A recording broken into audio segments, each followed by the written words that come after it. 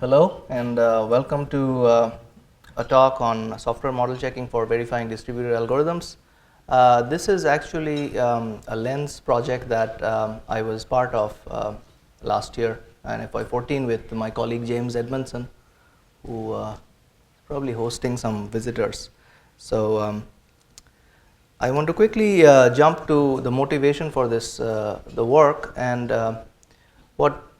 what kind of get us moving in this direction is the understanding that distributed systems are playing a fundamental role in our daily lives. So we all use Gmail, we use various kinds of services on the web, and behind the scenes, a lot of what goes on are actually distributed algorithms that are working to provide us these services.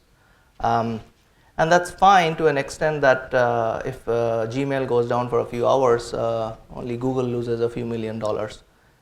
We can, the rest of us can, there's inconvenience, but it's not that serious. But what's happening is increasingly these systems are becoming more and more safety critical. So if you think of the mandate from the Congress to have networked highways where cars are going to reach an intersection and they're going to magically talk to each other and go through the intersection without hitting, without having a collision. That's a nice vision. We should get there, but we are far away. And part of what we need to do to get there is to have very high assurance distributed software running on these infrastructures.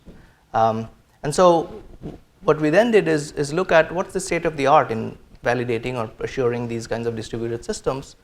And we saw that there's kind of this dichotomy where you have at one level algorithms verified in the pseudocode level by hand, and they're proven to be correct. So if you look at a distributed algorithms textbook, you will see detailed proofs of correctness of these algorithms at pseudocode level. But all that assurance kind of gets lost somewhere as these algorithms move from pseudocode down to binaries, executables that run on the actual devices. And what you're left at the end is basically testing till you run out of your resources.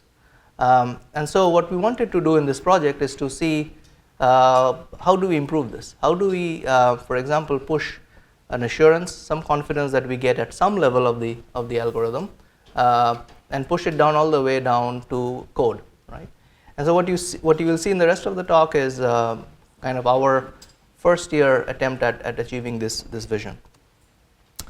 By the way, a lot of the details in this talk, since I have only 10 minutes, I will not be able to present, but they're available in this paper that we just presented at Models. So the approach we take is a form of something called verifying compilation, and it involves two activities. So it involves verification and code generation. So you start with a distributed program in a domain specific language that we developed for as part of this project called DASL, and you also express the safety property that you want to prove.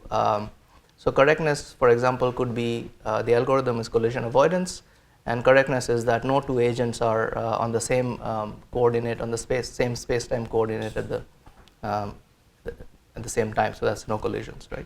So once you do this, you do some automated verification on the program and the property, and usually you don't get it right the first time because these are very complicated, and you go back. And the nice property of our verification technology is that when the algorithm is incorrect, you get a diagnostic feedback. You get a counter example that says, here is why your algorithm doesn't satisfy the property. Here is how the system could, for example, get into a collision. So you take that information and you go back and you fix your algorithm, and you repeat this process till the verification succeeds. So now what you have is an algorithm that's proven correct, and the next step is then code generation, where we go from the high level to all the way down to executables through a tool chain that you could either run on a physical device on a car, or you could, and this is what we did, run it on a simulator, so we can actually see what's happening when you actually deploy these systems, deploy the algorithm. So as I said, this is an instance of the verifying compilation approach. All right, so the verification for us happens through a technique called model checking. This was co-invented in the early 80s by Ed Clark, Alan Emerson, and Kuel Sifakis, and it's been very widely used in hardware verification and software verification.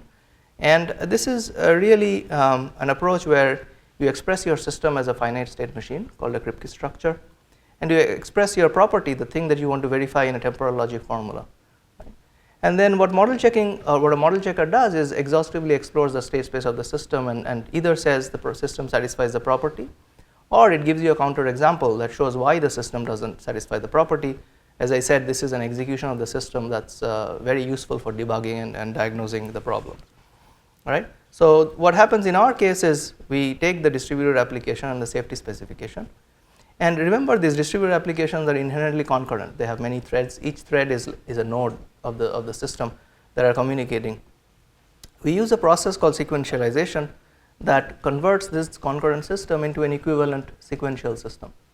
And the result is a non-deterministic single-threaded program, if you want to think of it that way. And the reason we do this is we can then hand it off to an off-the-shelf software model checker, and there are several available, and there's a very strong field that's making good progress. And for our experiments, we use a tool called CBMC for this purpose. Okay? So part of what we do as in the sequentialization step is we assume a synchronous model of computation. So we assume that the nodes execute in rounds, and that communication only happens between the nodes across the round. So they don't interleave across different rounds. And this is a restricted form of computation model, but it makes the verification more tractable because it reduces a lot of the interleaving between the systems, which cause the state space explosion. Right? So for the code generation, we use the Medora middleware that James developed and continues to work on. And this was really useful because Medora gives exactly the kind of middleware semantics that we need for our distributed system. So it's a shared variable, there's a set of shared variables that are distributed across the nodes, and nodes can update their local copies, and then Medora takes care of propagating the new values. All right. So again, the main idea behind code generation is we take the system and we turn it into C++ code, but we add a synchronizer protocol that we also developed as part of this research. And what this protocol does is at runtime enforces the synchronous model of computation that we assumed for verification. And we have to do this because otherwise the verification results are not trustworthy. So what actually runs in the real world must correspond to what was actually verified.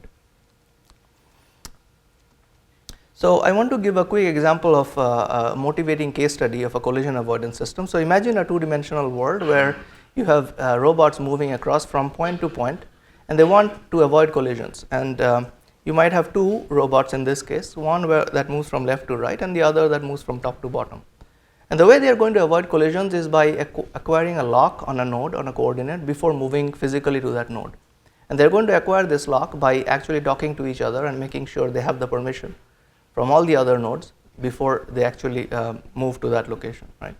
And so this robot kind of first locks this node and then moves there, gives up the lock on the previous node, and then locks the next node, and then the next, and so on and so forth. And the other robot kind of does the opposite, right? It moves from top to bottom. So what you see here is in this particular scenario, there is only one coordinate where they might hit into a potential collision. This is the only point where they intersect. So the algorithm has to ensure that when they get to this point, they are never reaching this point at the same time. Right?